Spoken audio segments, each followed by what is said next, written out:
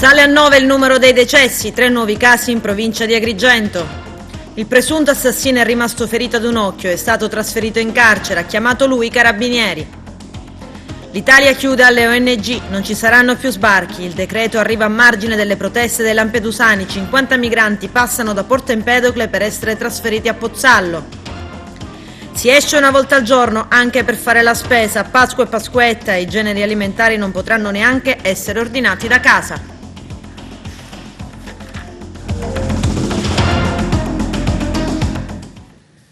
Bentrovati gentili telespettatori al nostro appuntamento con l'informazione. L'elenco delle vittime del coronavirus è arrivato in provincia di Agrigento purtroppo a 9. Il 73enne di Favara, che era stato ricoverato dal 28 marzo scorso, è morto. Tra i provvedimenti annunciati dall'ASP c'è anche quello di richiedere ulteriori ventilatori polmonari. In provincia di Agrigento 3 nuovi casi. Il servizio del nostro direttore Arturo Cantella.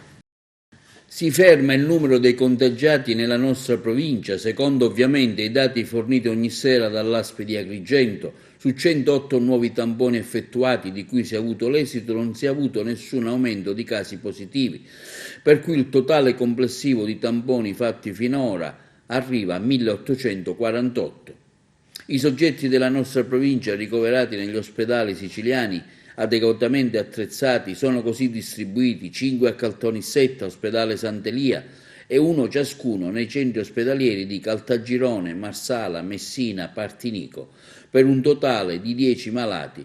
Dismessi in strutture locali sono 3, posti in quarantena 66, soggetti guariti 7, deceduti si attestano a 10. Il dato regionale, che invece viene fornito dall'assessorato alla sanità, dà alla nostra provincia 110 contagiati, con un numero di 3 unità in aumento se confrontati con il dato scorso. 2 sono i guariti e 1 deceduto. Catania resta sempre la provincia con più contaminati, salendo a 560, 9 in più rispetto a quelli forniti di ieri. A seguire è Messina con 330 casi, 3 casi in più, Enna con 279 persone, 6 in più, Palermo con 286 fa un balzo in avanti registrando 10 malati in un giorno. Trapani cala a 101, 4 in meno, Caltanissetta 94, un caso in più, Siracusa 84, 4 persone in più. E sempre ultima resta la provincia di Ragusa con 49 contaminati, registrandone 2 casi nuovi. Dati che ci fanno riflettere su quanto ancora sia importante restare a casa, visto che i contagi aumentano sempre di più e giorno dopo giorno in tutte le province isolane. Intanto sentiamo il direttore sanitario dell'ASP di Agrigento, il dottor Gaetano Mancuso, che ha fornito ulteriori ragguagli sul lavoro che quotidianamente svolgono all'ASP di Agrigento per contrastare gli effetti del coronavirus. Voglio semplicemente sottolineare che sin dall'inizio dell'emergenza, quindi dell'epidemia, oggi pandemia, abbiamo fatto ricorso necessariamente per la refertazione al centro di riferimento regionale che opera presso il Policlinico Universitario di Palermo, che è anche un centro di coordinamento di tutte le attività di refertazione.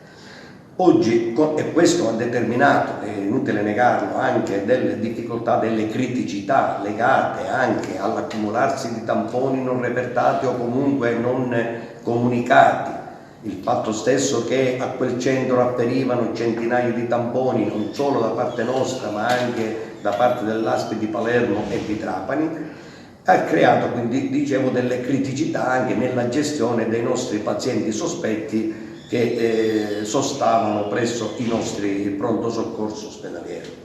Da ieri, dopo l'acquisizione delle apparecchiature per l'analisi per il test molecolare che ci consente oggi di emanciparci rispetto al centro di riferimento regionale, che mantiene comunque sempre un'attività di controllo e di coordinamento anche su quelle che sono le attività di processazione che abbiamo già iniziato a fare nella nostra ASP, sotto la accorta guida del dottore Friscia e della sua equipe. Oggi, ripeto, siamo nelle condizioni di creare un momento di accelerazione, di certezza e di rapidità nella processazione dei tamponi e quindi nella individuazione dei sospetti Covid e quegli altri che invece Covid non sono.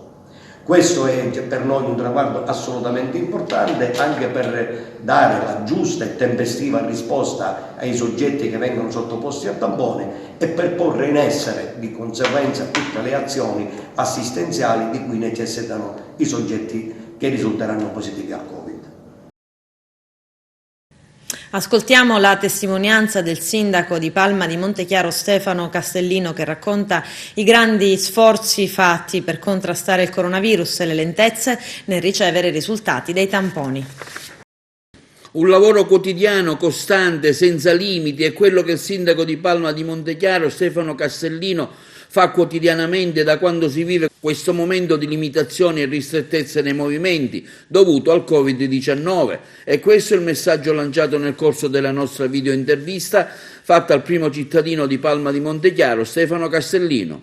Siamo con il sindaco di Palma di Montechiaro, Stefano Castellino. Bene, continuiamo questa nostra serie di interviste, intervistando appunto il primo cittadino di Palma. Ecco, sindaco, come va? Una impressione generale di questo momento che si sta vivendo prima di addentrarci meglio nel dettaglio delle domande che le farò. Buonasera a tutti voi e grazie. Siamo qui in trincea, si lavora in maniera alacre, si è presenti sul territorio, si cerca di dare il massimo possibile, sia il sottoscritto che tutti i miei collaboratori che i volontari, per cercare di lenire per quanto possibile le sofferenze della nostra popolazione, sapendo ed essendo consapevoli che le sofferenze che stiamo patendo sono poca cosa se l'obiettivo è quello di sconfiggere questa terribile pandemia. La mia città sta rispondendo in maniera egregia, si rispettano tutti i divieti e le ordinanze e le raccomandazioni. È chiaro che vi è un problema per i cittadini che sono in difficoltà economiche per le cose delle quali immagino parleremo, ma anche lì il Comune è presente sin da subito e a breve avremo anche l'operatività degli interventi statali e regionali. Ecco, ho letto anche sul suo profilo i comunicati che lei ha avuto una grande parole di ringraziamento proprio per questa grande solidarietà dei cittadini palmesi. Sì, sono emozionato e mi scuso con i cittadini che ancora devono ricevere la piccola gratificazione del post che molti neanche chiedono, ma io ritengo sia invece giusto e corretto ringraziare tutti, da chi ha donato 10 euro, che per chi dona 10 euro possono essere, come diceva nostro Signore, una cifra enorme, a chi ha donato molto di più. Non è importante il quantum della donazione, ma è importante il gesto di donare agli altri, perché è lì un atto d'amore veramente sconfinato. Oggi, per esempio, l'associazione Viviana Meli, di una nostra giovane concittadina scomparsa, ha donato diversissime quantità di derrate alimentari. C'è questa corsa alla donazione, questa corsa al donarsi che, ripeto, mi inorgoglisce. Ritengo giusto, così come a volte si ringraziano, come è corretto che sia, gli stilisti per aver riconvertito delle fabbriche per la produzione di importanti DP. Così è corretto che il sindaco della comunità di Palma ringrazi i concittadini e i cittadini che stanno donando del proprio alla comunità. A Lampedusa scoppiano le proteste mentre l'Italia chiude i porti. In poco più di 48 ore la Maggiore delle Pelagie ha registrato 3 sbarchi, sono arrivati circa 100 persone. Nel frattempo i ministri degli esteri, dell'interno e dei trasporti hanno firmato un decreto con cui specificano che i porti italiani non assicurano i necessari requisiti di luogo sicuro per lo sbarco. Nessuno potrà più arrivare. C'è il servizio. Sono arrivati ieri sera al porto di Porto Empedocle 50 migranti che erano sbarcati a Lampedusa lunedì scorso. Dopo le visite di rito alla presenza delle forze dell'ordine, sono stati trasferiti poi al centro SPRAR di Pozzallo in provincia di Ragusa. E ieri sulla Maggiore delle Pelagie davanti al comune una 60ina di isolani, fra cui molti pescatori, hanno chiesto di poter incontrare il sindaco Totò Martello. Hanno gridato e recriminato affinché nessuno, specie adesso ai tempi del coronavirus, arrivi sull'isola. C'è un'emergenza sanitaria, dicono, così ci fate morire. Dov'è lo Stato? Queste le parole utilizzate dai lampedusani. Sul posto sono arrivati i carabinieri, la polizia, la Guardia di Finanza. Il sindaco Martello li ha a un certo punto incontrati e, dando loro ragione, ha provato a rassicurarli. A Lampedusa nei giorni scorsi sono approdate altre decine di migranti. Il centro d'accoglienza Incontrada Imbriacola è saturo. Noi, hanno affermato i residenti, rispettiamo le regole in casa per scongiurare il contagio e i migranti, anziché in quarantena, passeggiano in via Roma. È intollerabile. Il sindaco Martello ha condiviso la rabbia dei propri concittadini e si è rivolta al ministro dell'Interno Luciana Lamorgese e ha invocato l'allestimento di una nave per l'accoglienza. Il sindaco spiega: serve una nave ormeggiata di fronte al porto di Lampedusa. In questo momento credo sia l'unica soluzione possibile per evitare che altri migranti stazionino sull'isola, dove non c'è più spazio per la loro permanenza. Dopo lo sbarco di 34 persone lunedì scorso e adesso in quarantena nel centro d'accoglienza, nelle ultime ore sono arrivate sull'isola altre 110 persone che sono rimaste nell'area del molo Favarolo, assistite da personale sanitario e dalle forze dell'ordine.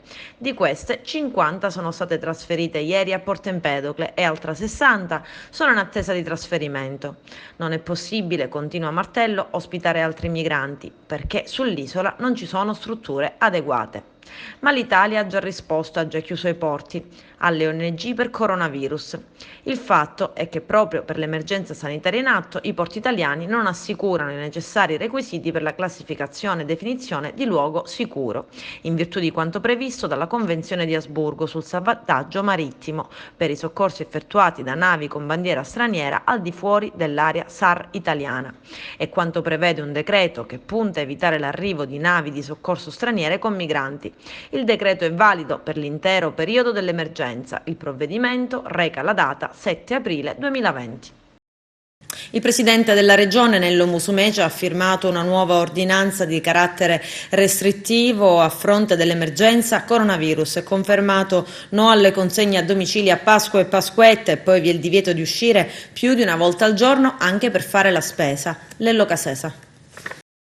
La preoccupazione è che le belle giornate di sole nelle giornate pasquali possano indurre le persone ad uscire a fare scampagnate, schiticchiate all'aperto è fortissima ed il presidente Musumeci prepara nuove ed ulteriori restrizioni. Il governatore detta la linea nei giorni di Pasqua. Mascherine, guanti monouso ed igienizzante diventano un obbligo solo per gli operatori dei negozi di generi alimentari, anche all'aperto, ma si impone che tutti indossino la mascherina o un altro adeguato accessorio in tutti i luoghi che impediscono di mantenere la distanza di 1 metro. L'altra novità è la limitazione delle uscite, che sono previste esclusivamente per gli acquisti essenziali ad eccezione di farmaci. Sono limitate una sola volta al giorno e ad un solo componente del nucleo familiare. Previsto inoltre il divieto di consegnare cibo a domicilio durante le domeniche di giorni festivi. Dunque, anche a Pasquetta, unica eccezione riguarda le consegne di farmaci e libri. A Palermo, ad esempio, il sindaco Orlando farà volare a Pasqua e Pasquetta i droni sulla città a caccia di assembramenti. Leoluco Orlando ha annunciato ai consiglieri comunali che l'ENAC ha autorizzato la polizia municipale all'utilizzo dei droni per sorvegliare dall'alto il rispetto dei divieti imposti. Sotto controllo saranno soprattutto spazi verdi, che comunque saranno chiusi al pubblico, e giardini già vietati da settimane.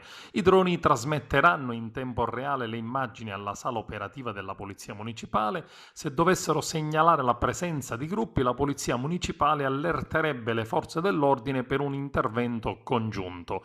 Il presidente della regione Musumeci rilancia inoltre sulla chiusura dello stretto. Da domani al giorno di Pasquetta il transito via mare dalla Sicilia alla Calabria e viceversa è consentito solo ai pendolari, agli operatori sanitari e agli appartenenti alle forze dell'ordine e delle forze armate. Il tutto avviene anche e principalmente per le vibranti proteste del sindaco di Messina Cateno De Luca, in primissima linea sul fronte dell'emergenza. Il giorno dopo l'omicidio di Roberto Chiarenza, 56enne tabaccaio di Grotte, piccola cittadina dell'Agrigentino, che è ancora sconvolta. Pietro Chiarenza, 64 anni, fratello della vittima, è stato tradotto in carcere nella giornata di ieri con l'accusa di averlo ucciso con alcuni fendenti. Venite a casa mia, ho ammazzato mio fratello. Sarebbe questo grosso modo quello che Pietro Chiarenza avrebbe detto al carabiniere della stazione di Grotte, che ieri mattina intorno alle 8 ha risposto al telefono. Nelle prossime ore verrà disposta l'autopsia sulla salma di Chiarenza per fare estrema chiarezza sulle modalità e le cause della morte. Una storia complicata. Roberto Chiarenza sarebbe stato ucciso con una coltellata alla gola dal fratello, che avrebbe usato una lama già sequestrata dagli inquirenti. Si tratta di un coltello da cucina di circa 10, massimo 15 centimetri. Il presunto omicida è rimasto ferito ad un occhio. Il dettaglio spiegherebbe che la vittima ha quasi sicuramente provato a difendersi. Il movente è ancora poco chiaro, ma tra i due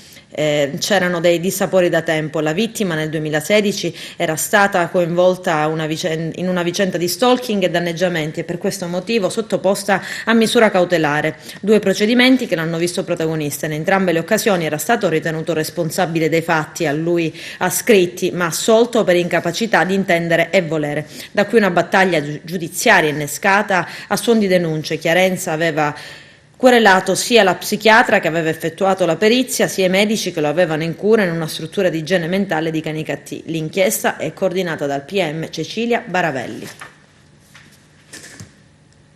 È iniziata oggi ad Agrigento la distribuzione dei buoni spesa comunali. Al lavoro l'assessore alle politiche sociali del comune Gerlando Riolo all'ufficio di Fontanelle. Vediamo.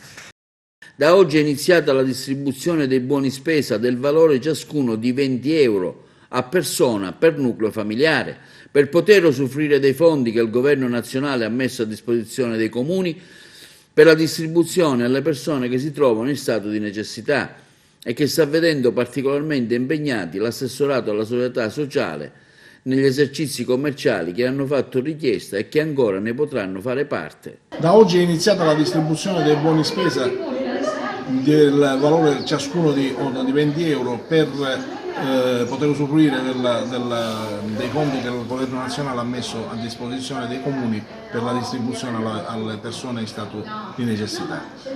Si tratta di un'operazione complessa, molto complessa, che ha impegnato gli uffici della solidarietà sociale e tutti gli altri che hanno collaborato e che ancora è in corso d'opera. Per cui stiamo distribuendo da stamattina i buoni spesa del giorno di coloro i quali hanno presentato la domanda nei giorni 2, 3 e 4. La mattina sono in distribuzione quelli in ordine alfabetico dalla A alla M.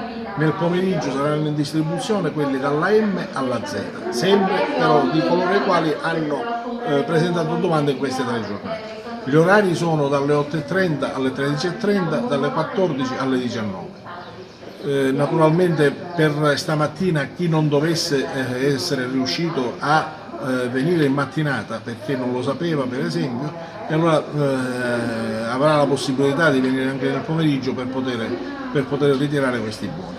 I buoni saranno distribuiti in ragione della composizione del nucleo familiare, per cui facendo una approssimazione del valore dei buoni per un periodo di un mese, sono 4 buoni per persona, per cui un nucleo familiare di una persona prenderà 4 buoni, 2, 8, 3, 12, 4, 16 e via così, insomma, e via con multipli di 20.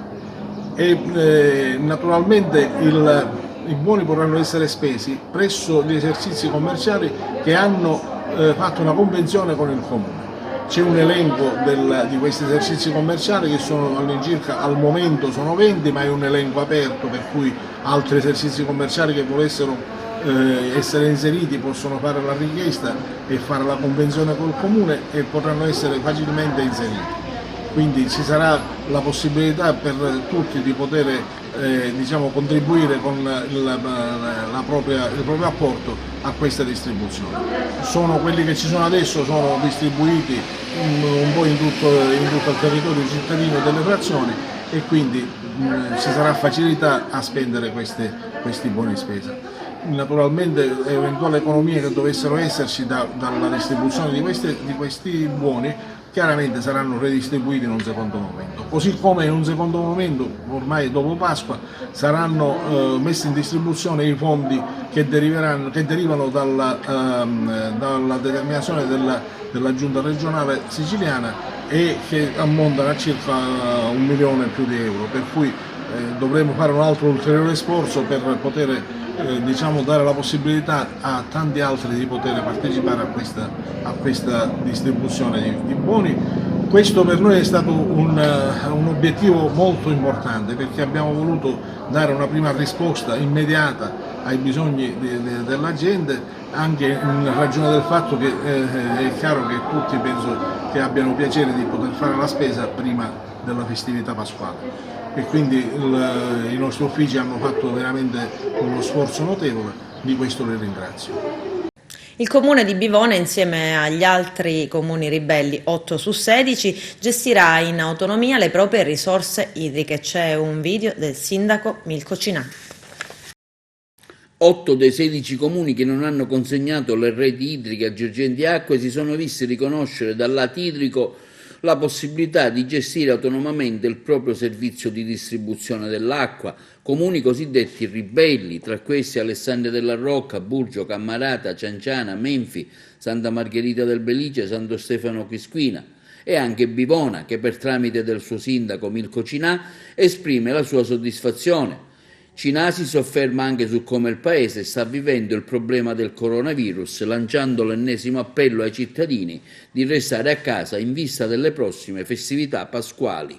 Oggi vi voglio dare una bella notizia. Capisco che ai tempi del coronavirus siamo tutti concentrati in questo ormai difficile problema, però è giusto parlare anche di altro e rappresentare quelli che sono i provvedimenti importanti che ci interessano.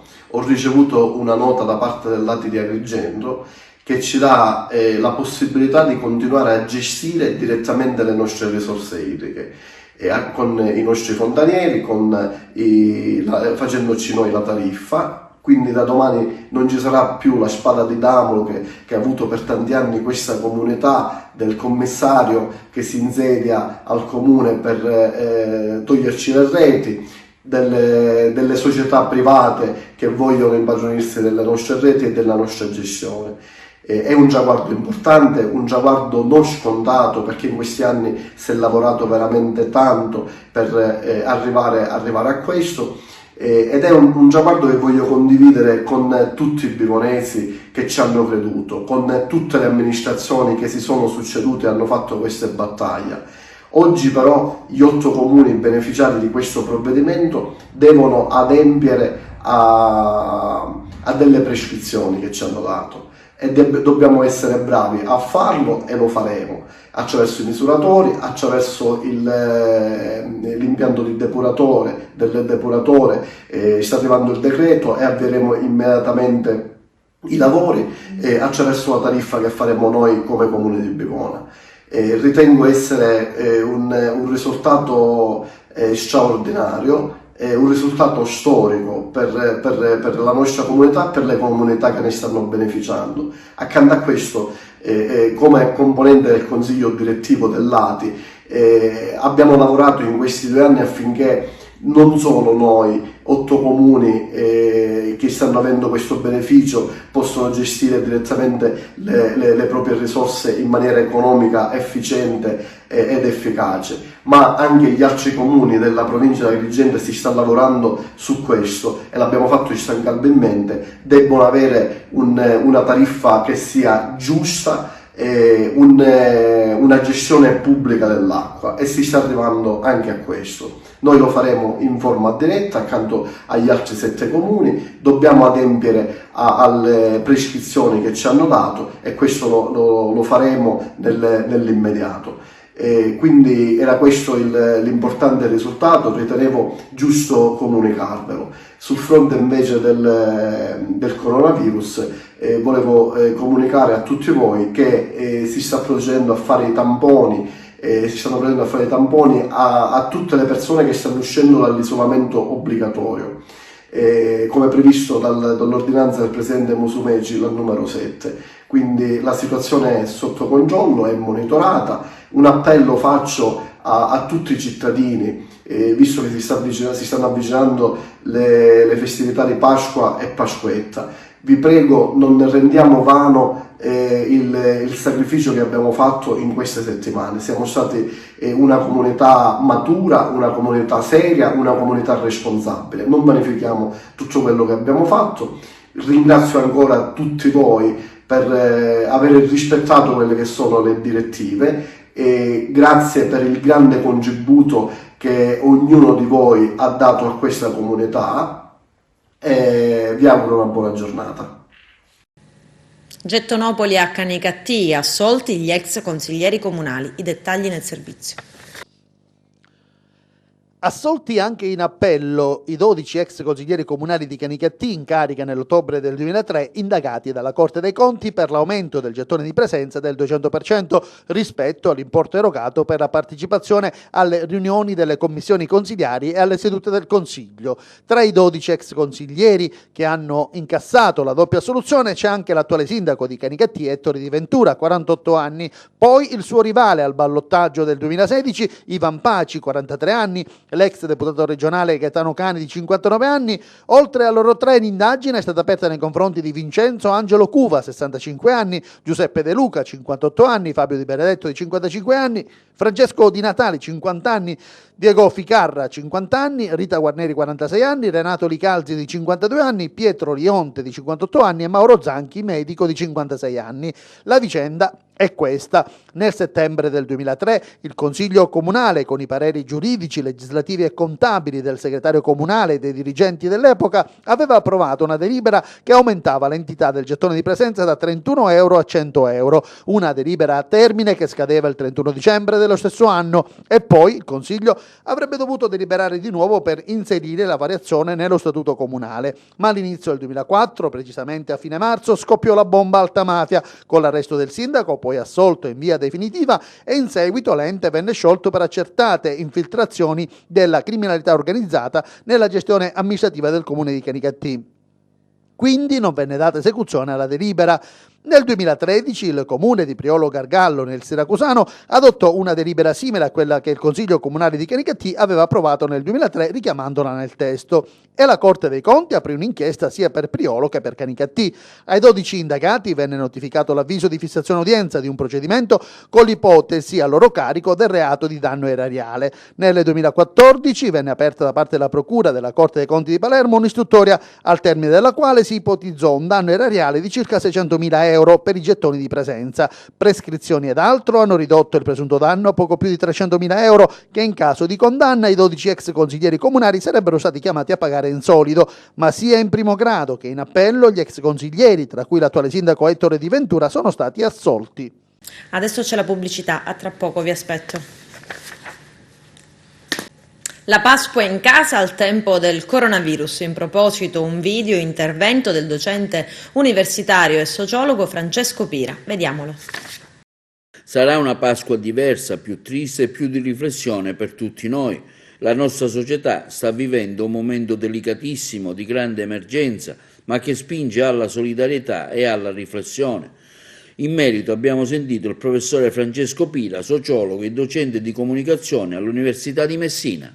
È una Pasqua completamente diversa da quella che ci saremmo aspettati, una Pasqua senza le processioni, una Pasqua senza vivere nelle nostre comunità la passione di Cristo, una Pasqua senza poter ritrovare i nostri affetti familiari, senza poterci riunire anche per condividere il pranzo di Pasqua o di Pasquetta.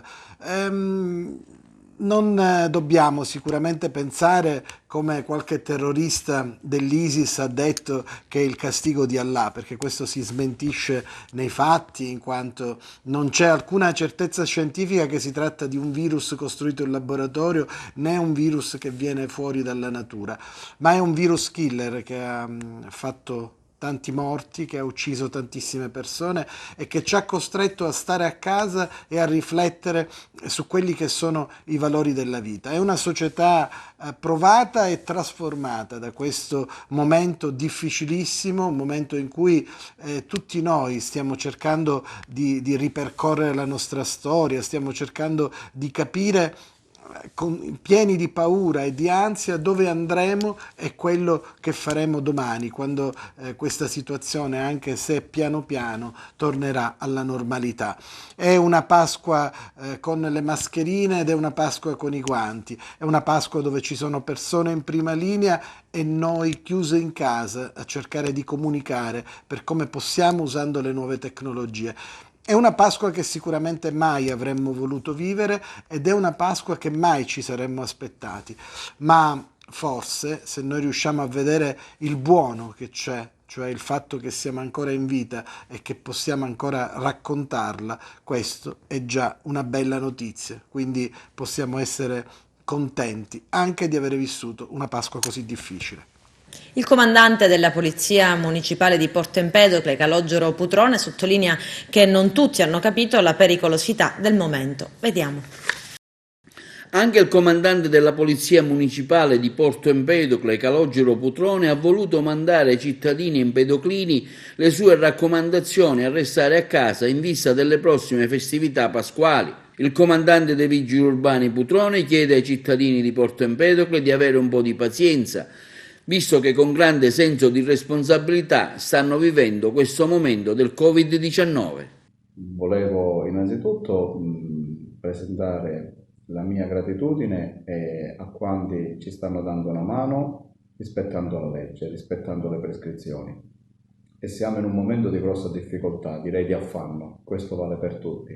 Vale per voi che siete a casa e che vi state industriando per trattenere per esempio i ragazzi che giustamente privati del bene più grande che è la libertà di movimento vivono momenti di tensione e di stress particolare e tutti con senso di responsabilità si stanno attenendo a quella che è la legge, tutti o quasi tutti, perché purtroppo le strade ci dicono che non sono tutti invece che hanno compreso la difficoltà del momento, la pericolosità del momento e quanto possa essere assolutamente pericoloso per l'intera collettività avere oggi atteggiamenti poco responsabili. Proprio su questo volevo farvi riflettere sul senso di responsabilità e correttezza che sta salvando la nostra città, perché i casi, come sapete, da 1 sono 4, ma si presume che possano essere anche 5, ma gli altri sono tutti interni a un unico nucleo familiare e fortunatamente, avendo rispettato il periodo di quarantena, nessun altro empedoclino ha potuto avere alcun problema, contagio da parte di queste persone che rispettosamente, in ossequio ai protocolli che ci sono stati forniti, attenendosi a queste regole semplicissime, stare a casa, hanno evitato che il loro essere contagiati inconsapevolmente, perché ci sono anche asintomatici, potesse tradursi in una vera e propria epidemia collettiva nella nostra città. Questo significa che dobbiamo tenere duro. Siamo ormai alla Pasqua, siamo alla Settimana Santa. La Pasqua chiaramente è una settimana di passione e penso che ognuno di noi quest'anno sta vivendo questa Pasqua con una passione che è molto sui generis, speciale e diversa da quella di tutti gli altri anni. Pasqua significa anche passaggio dalla morte alla vita e quindi dobbiamo anche confidare nel fatto che possa questo periodo finalmente permetterci il passaggio anche a un inizio di, seppur limitata, ma comunque normalità. Dipende da noi. Per questo io, svolgendo quella che è un'azione in cui ho sempre creduto, che è un'azione di prevenzione, mi voglio raccomandare a voi di continuare a tenere duro, di continuare a superare lo stress, le tensioni, perché stiamo tutti insieme camminando verso un obiettivo e ci sono le condizioni perché questo obiettivo possa essere raggiunto.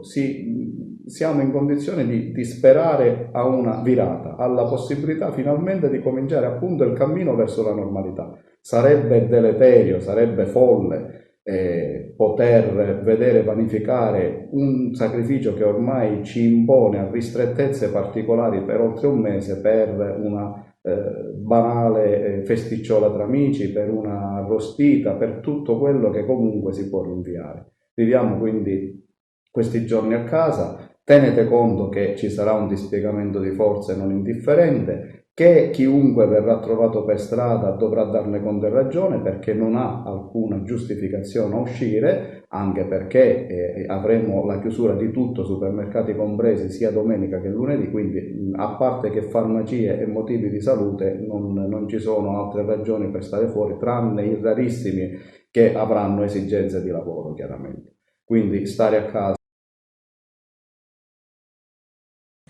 E in questo momento anche le maestre diventano supereroi dei loro alunni, così Antonella Monreale ha scritto un racconto ai suoi alunni, un testo a cui ha dato voce Zaira Picone, il servizio del nostro direttore Arturo Cantella. Un messaggio di speranza è quello che Antonella Monreale, insegnante e regista, ha scritto per i suoi alunni che in questi giorni bui vivono momenti di malinconia e solitudine, per stare loro vicino, anche con questo messaggio di speranza. Per queste ragioni Antonella Monreale ha scritto questo racconto che vi proponiamo, che ci porterà a riflettere sul passato, ma anche sul nostro futuro. La voce narrante è quella della brava Zaira Picone, che ha dato magistralmente voce al testo della Monreale.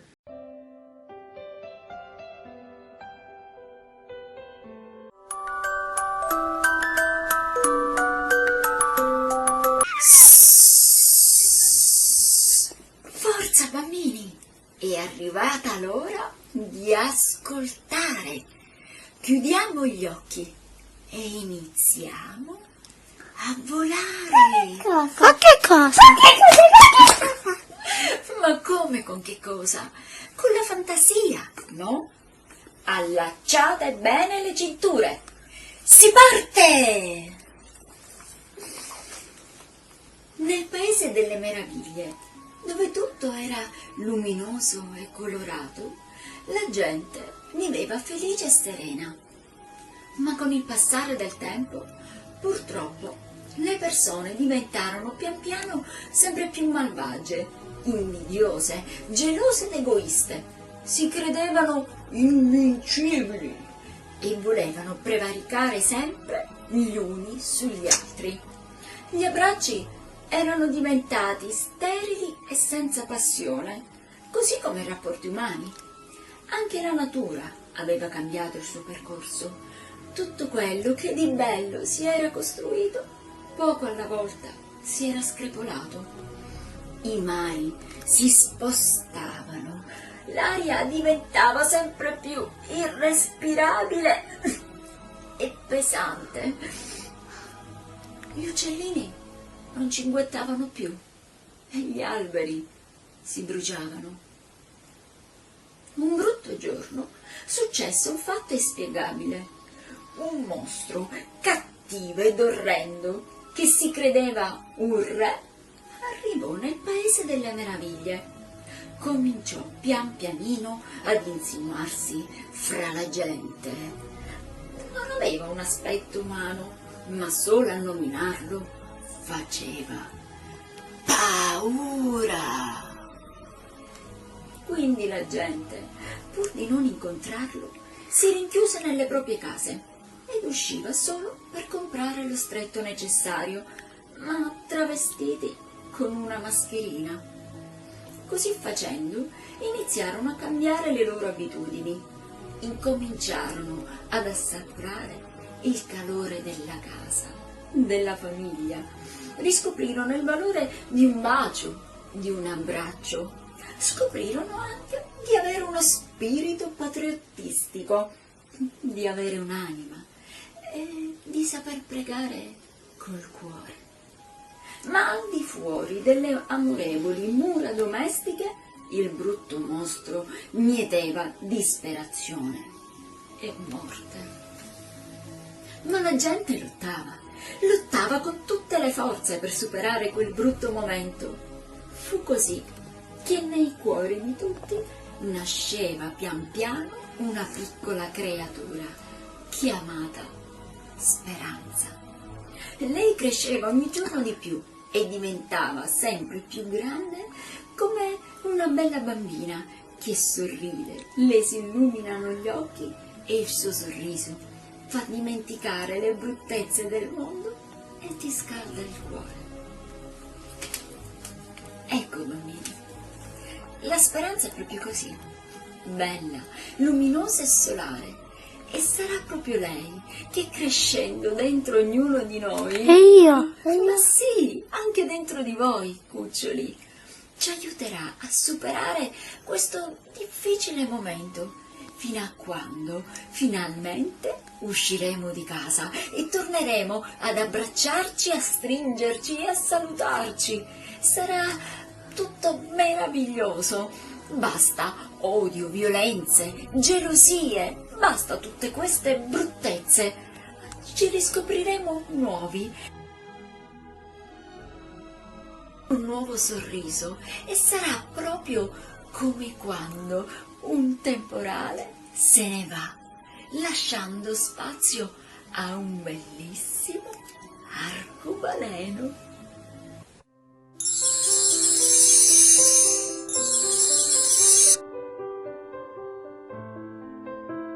Non c'è altro, con questo è tutto, termina qui l'edizione del telegiornale. Grazie per la gentile attenzione e per essere stati con noi.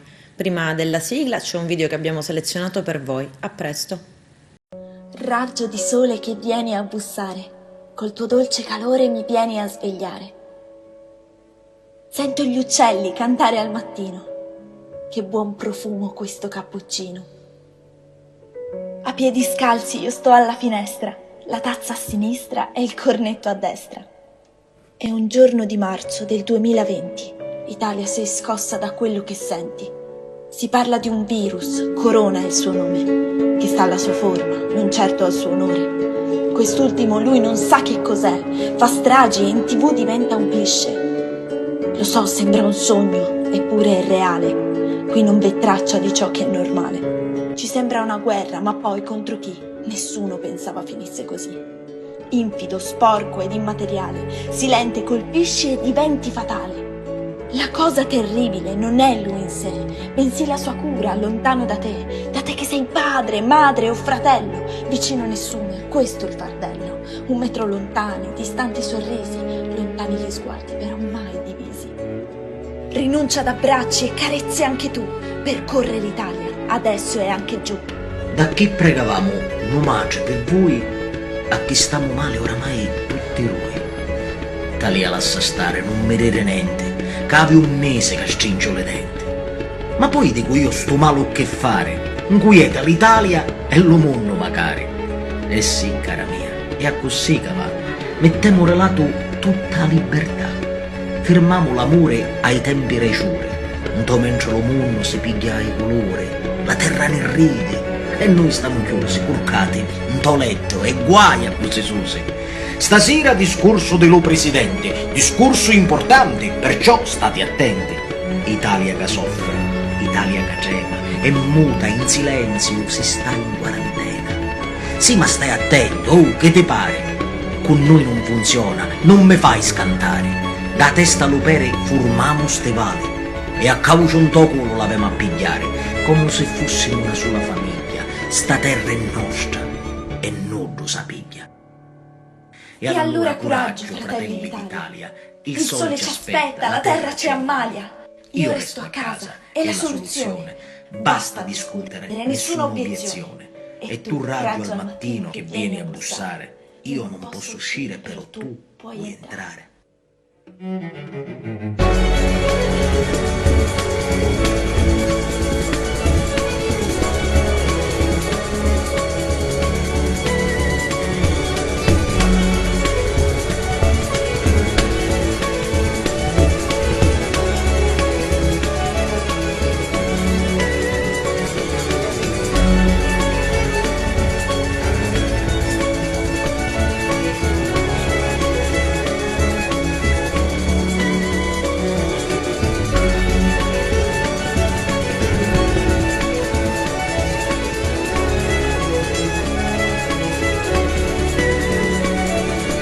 Possiamo essere davvero orgogliosi di essere italiani insieme ce la faremo.